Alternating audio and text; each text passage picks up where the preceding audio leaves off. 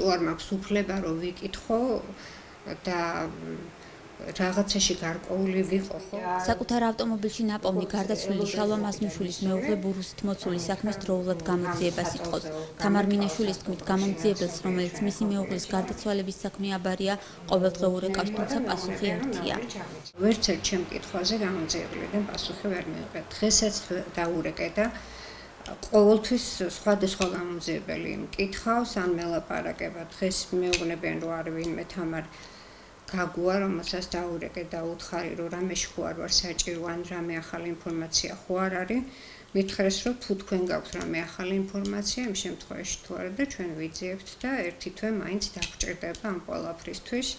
შალვა მასმიშვილი, რომელსაც კერძო ბიზნესი ჰქონდა და ხშირად უწევდა საქართველოს საზღვრის გადაკვეთა გარდაცვალებამდე 2 დღით ადრეც თურქეთში გაემგზავრა, თუმცა სახლში ცოცხალი ვეღარ დაბრუნდა. 17 აგვისტოს მოხატგორთან საკუთარ ავტომობილში გარდაცვლილი იპოვეს. ის საკუთარი იარაღით საკონტროლო გასროლის შედეგად გარდაიცვალა. მის ავტომობილს კი 6 ტყვია აქვს მოხვედრილი. პოლიციაში მისულ თამარ მინაშვილს უთხრეს, რომ მისი მეუღლე ავტომობილში ჩაცხრილეს. მითხრეს, რომ მეუღლე იყო ჩაცხრილული. თან მითხრეს, რომ სანამ ჩაცხრილავდნენ, ქონდა დაძაბული საუბარი ვიღაც პიროვნებასთან, ვინაიდან მანქანის კარებთან ეყარა გალუაზის და პარლამენტის სიგარეტის ნამწვევი. პარლამენტს ეწაოდა მეუღლე. აი გალუაზი ვისი იყო, ვერ გეტყვით. თუმცა მოგვიანებით ეს ვერსია გამოძიებამ შეცვალა და საქმეში არსებული სიგარეტის ნამწვევი ადგილზე მისულ მუშებს დააბრალა. საქმეში ახალი ვერსია, თვითმკვლელობა გაჩნდა, რომელსაც ოჯახი კატეგორიულად გამორიცხავს. მეგობრებთან გაიჟღერა ამან და იქ ხო გეუბნები ძალიან დიდი წინააღმდეგობა გამოიწვია მის მეგობრებში და მაშინ დაამშვიდეს და უთხრეს, რომ ეს ვერსიაც ერთ-ერთად განიხილება.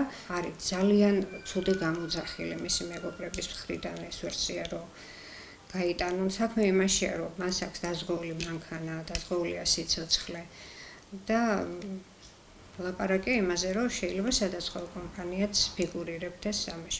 თამარ მინაშვილისთვის გაუგებარია მაინც და მაინც მას შემდეგ რატომ გაჩნდა თვითმკვლელობის ვერსია, რაც გაირკვა, რომ მასმიშვილს არა მარტო ავტომობილი, არამედ საკუთარი სიცოცხლეც დაზღვეული ჰქონდა. მასმიშვილის ბურუსით გარდაცვალების მთავარ მიზეზად კი ოჯახს ის სოლიდური თანხა მიაჩნიათ, რომელიც პოლიციის თქმით მასმიშვილს ავტომობილში ჰქონდა. თუმცა აქამდე პასუხი ვერ მიიღო გარდაცვალების შემდეგ გამომძიებლებს ფული ადგილზე დახვდათ თუ არა. რომ მითხრეს, რომ ეს იყო 500-დან 700.000-მდე მე კიდევ ერთხელ შოკირებული დავჭი და მე როცა ვუთხარი აქ უკვე პოლიციელს, რომელიც აქ კითხავდა სახში, როცა იმას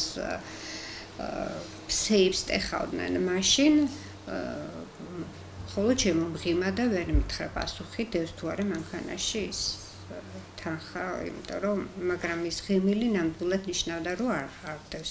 მასმიშვილის თვითმკვლელობას კიდევ ერთი ფაქტი გამორიცხავს. ადგილზე მისულ სასწრაფო დახმარების ჯგუფმა ავტომობილში სისხლის კვალი ვერ აღმოაჩინა. პროფესიით ექიმი გარდაცვლილის მეუღლეს, რომელიც სასწრაფო სამედიცინო დახმარების ექიმია, მიაჩნია, რომ მასმიშვილი ავტომობილში მკვლელობის შემდეგ ჩასვეს.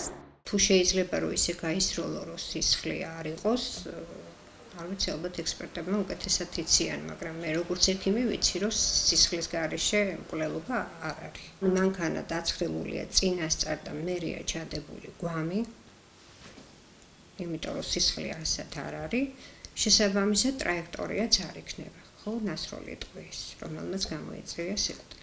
თამარ მინაშვილის გამოძიებასთან კიდევ ბევრი კითხვა აქვს, თუმცა თავად გამომძიებლებმა დაკითხვაზე მისულ მხოლოდ 2 კითხვა დაუსვეს.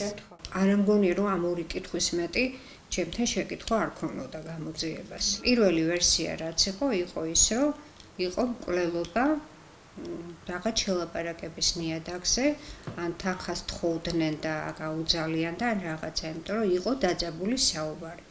მაგრამ შემდეგ უკვე ეს ვერსია აბსოლუტურად გაქრა, ის გალუაზის ნამწვავით ყველას დაბრალდა, ის თანხაზეც პასუხი არ მაქვს და საერთოდ არც ერთ კითხვაზე არ მაქვს პასუხი.